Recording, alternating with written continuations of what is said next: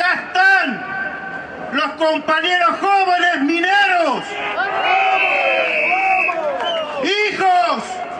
de los compañeros mineros que resistieron en los 90,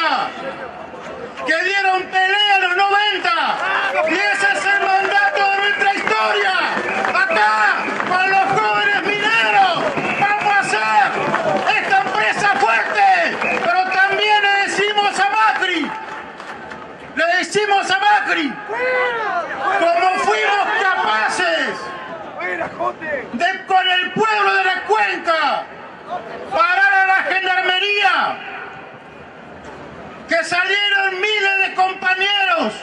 que salió nuestro pueblo a abrazarnos,